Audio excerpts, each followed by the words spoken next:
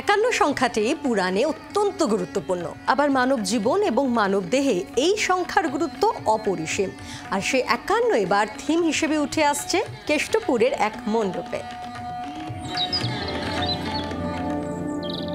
জীবনের শেষে আমাদের নশ্বর দেহ যখন পঞ্চভূতে বিলীন হয়ে যায়, তখন একসঙ্গে 50টি অঙ্গের সঙ্গে একটি অদৃশ্য অঙ্গও বিলীন হয়।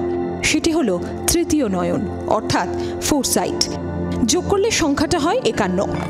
সতীর দেহ নিয়ে মহাদেব যখন দক্ষযজ্ঞ করেছিলেন, তাকে শান্ত করতে নারায়ণ সুদর্শন চক্র প্রয়োগ করে সেই কারণেই দেহটি 51 খণ্ড করেছিলেন।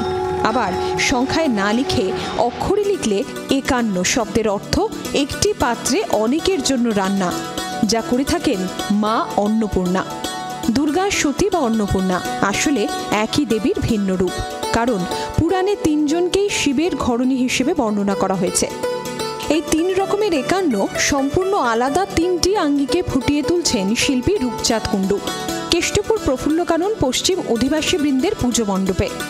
এবছর কলকাতায় প্রথম কোনো মণ্ডপ তৈরি হতে চলেছে পুরোপুরি কংক্রিটের। আপনারা দেখবেন যত এখানে কাজ হচ্ছে পুরোটাই কিন্তু কংক্রিট নির্ভর মণ্ডপ হচ্ছে। এইখানে আপনি দেখবেন বিভিন্ন রকম সতীর যে পিঠগুলো, তার যে ফিগারগুলো, সেইগুলোকে কিছুটা তুলে ধরা হচ্ছে। আর সবার উপরে হচ্ছে শিব।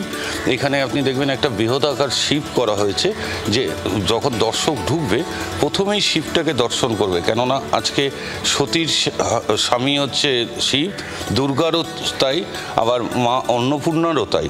সেই হিসাবে শিবকে আমরা এখানে প্রথম দেখাচ্ছি, তারপরে দুর্গা মণ্ডপ দেখতে পারবো।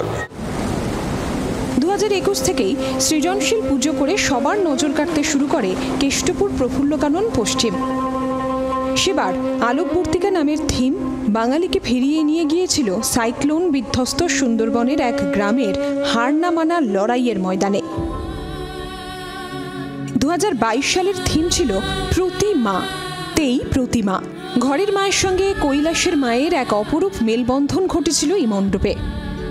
2023 সালে শুভ বিজয়া থিমে পুজোর আনন্দ এবং দশমীর বিষাদ মিলেমিশে এক হয়েছিল।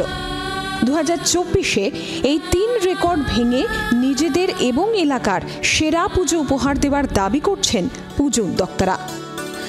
51 কথাটি যখন সংখ্যায় লেখা হয় তখন তার একটি অর্থ, আবার সেই 51 কথাটি যখন শব্দে লেখা হয় তখন তার একাধিক অর্থ। এই সবকটি অর্থকে এক জায়গায় দাঁড় করিয়ে দুর্গাপুজোর থিম তৈরি করার কাজটা বড় সহজ নয়। এই কঠিন কাজটাই দায়িত্বের সঙ্গে করছে কেষ্টপুর প্রফুল্লকানন পশ্চিম অধিবাসী বৃন্দ। তাদের এবারের মণ্ডপ সম্পূর্ণ কংক্রিটের তৈরি। কলকাতা শহরে যেমন মণ্ডপ এর আগে আর কোনোদিন কখনো দেখা যায়নি। তার পাশাপাশি এই মণ্ডপের ভাব গভীরতা এবং বার্তা সবাইকে নিঃসন্দেহে চমকে দেবে, এমনটাই দাবি করছেন উদ্যোক্তারা। জি 24 ঘন্টার জন্য ক্যামেরায় তরুণের সঙ্গে অয়ন, কলকাতা।